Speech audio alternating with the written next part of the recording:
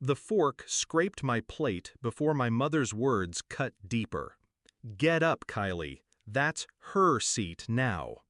Her eyes flicked to my brother's fiancée, a stranger draped in diamonds, already lowering herself into the chair I had always occupied, next to Grandma. "You don't belong here," my mother added, her voice sharp, final. I rose slowly, holding my breath so they wouldn't hear it shake. The scrape of the chair echoed like a verdict.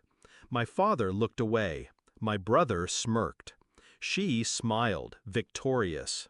I turned toward the door, each step heavier than the last. That's when Grandma's voice sliced through the tension. "Actually, Kylie owns this house." The sound of a fork clattering onto porcelain was louder than thunder. It hadn't always been this way. I used to be the dutiful daughter, the quiet one, the one who held the family together while my brother chased shortcuts and women. When he brought her home, perfect nails, rehearsed sweetness, I wanted to believe him. He said she was different. He said she'd change him. But her eyes gave her away, calculating, hungry. She didn't see me, she saw what I had, and, slowly, they shifted. Family dinners where my chair drifted further from the center. Conversations I was no longer included in. Decisions made without me, about me.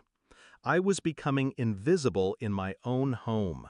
It was the whisper that broke me.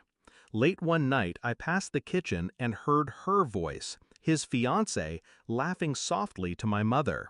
"She's weak. She'll never fight back. All this will be ours soon." My mother didn't object. She agreed. That was the moment I stopped being the daughter they overlooked and became something else. A shadow. A planner. I knew I couldn't outscream them. I couldn't outplease them. But I could outthink them.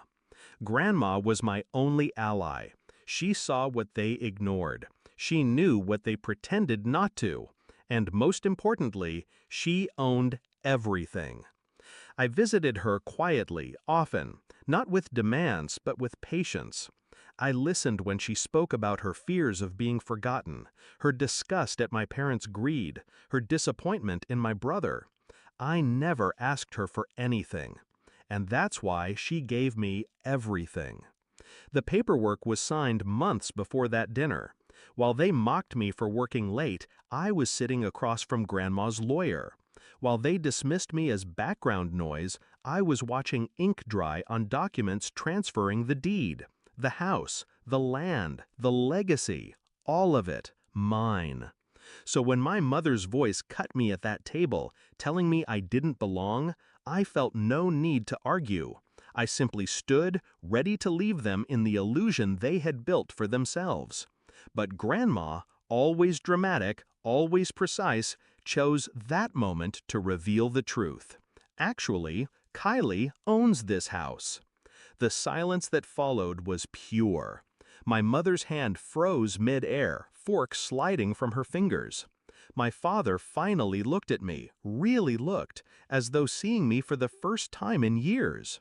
My brother's fiancée paled, her smirk collapsing.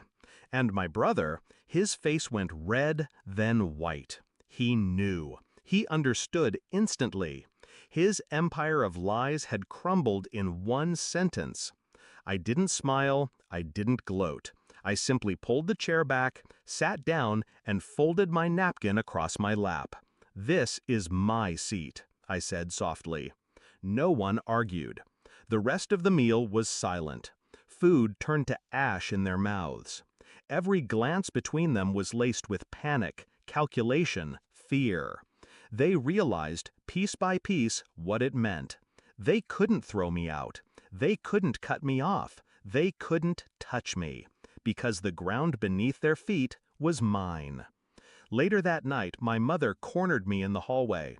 Her voice was trembling now, stripped of authority. "How could you do this?" she hissed. I looked her in the eye for the first time in years. "You did this," I said.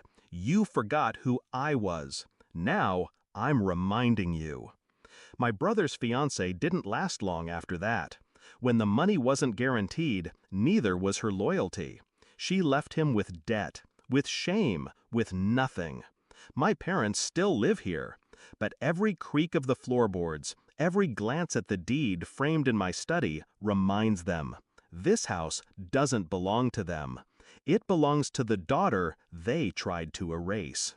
I lie awake sometimes, not out of regret, but satisfaction. Revenge doesn't always come with fire and fury. Sometimes it comes with a quiet signature, a dinner table, and the sound of a fork hitting porcelain. They thought I didn't belong. Now they live under my roof. And every day they sit in my house, knowing the truth they tried so hard to bury. The forgotten daughter is the one who won.